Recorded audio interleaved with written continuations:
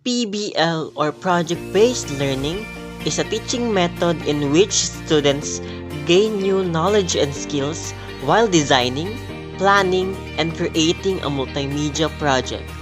Your students' multimedia projects will be technology-based presentations like a computerized slideshow, a website, or a video.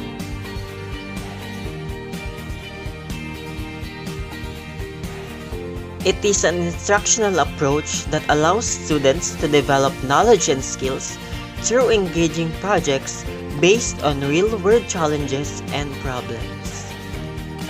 With that in mind, here are some examples of project-based learning in a modern world with resources and technology available in most communities. 1. Introducing a recycling program that addresses an identified issue with existing recycling programs. This can be done at the household, school, neighborhood, or city levels. 2. Addressing the issue of negative and/or fake news.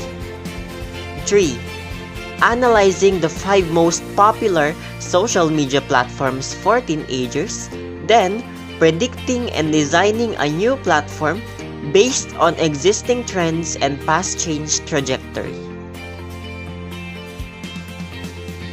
4. Increasing the visibility of something beautiful, useful, or otherwise worthy of attention that is currently unappreciated.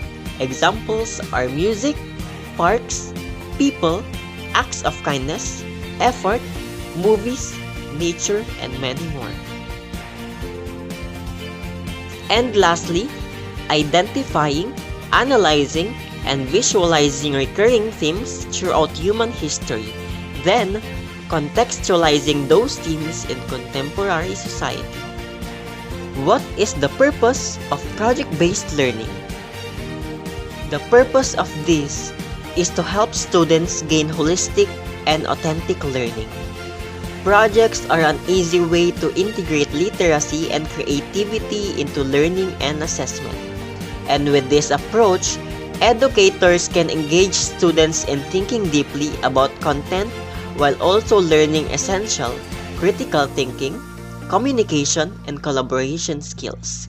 Project-based learning connects students to their learning in ways that traditional instruction often doesn't. What are the steps involved in the use of a project-based multimedia learning strategy? First, planning. Setting a goal, choosing a theme, specifying the purpose. Second, researching. Collecting information from a variety of sources. Third, organizing. Arranging and displaying the ideas such as writing, layout, graphics, and etc.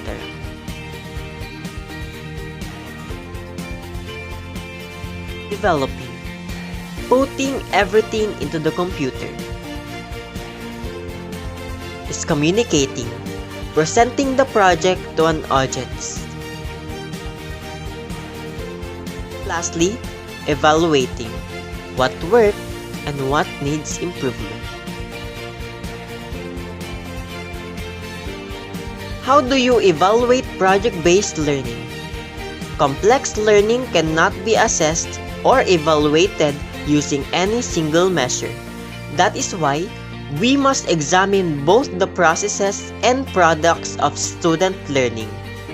With this in mind, we must be objective in evaluating the projects by using rubrics in order to assess the projects holistically.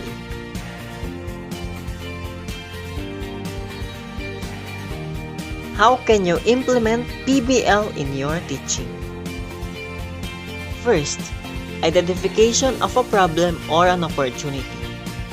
This is the leading step in project-based learning.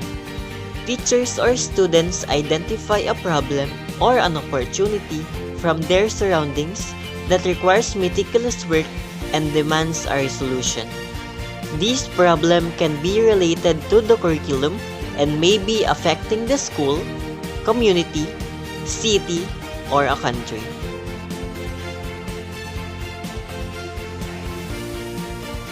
Second, project planning.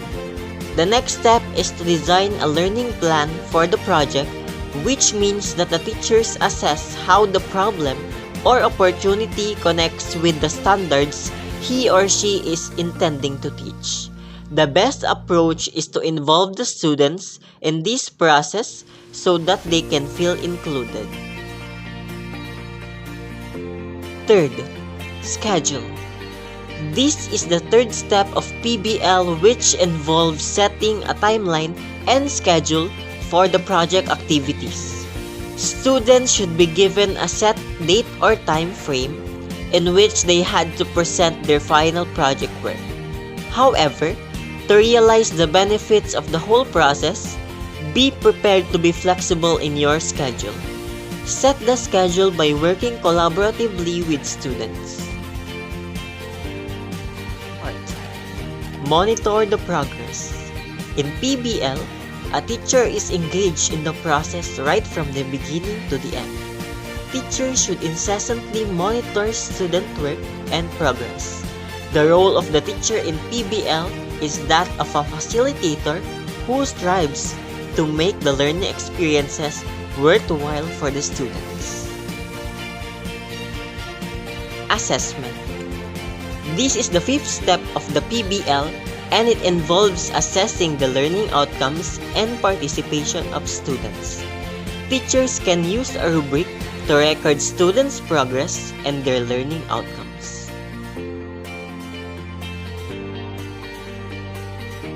Evaluate the experience.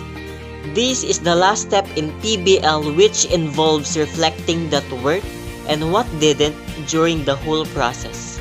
Reflection helps students to improve their instructional strategies in the future. Teachers are also able to incorporate changes in their teaching strategies. What are the skills that the students can acquire using project-based learning and multimedia? Based learning fosters teamwork and problem-solving abilities in students, as well as the ability to communicate effectively with others. Through project-based learning activities, students can gain in-depth content knowledge. PBL, moreover, promotes the development of 21st century skills such as critical thinking, collaboration, creativity, and communication.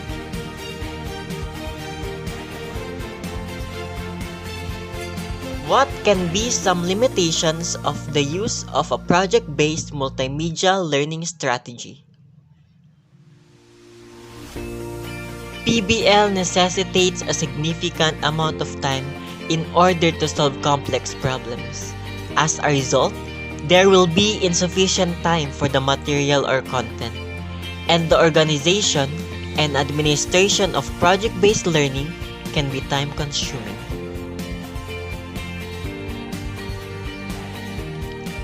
What role can technology play in a constructivist learning environment? With technology, teachers can engage students more actively in the classroom, work collaboratively, and develop more complex thinking skills in the constructivist classroom. Constructivists believe that students should use technology as a tool to explore problem solutions and learn new information because it encourages learners to participate in active, constructive, intentional, authentic, and cooperative learning.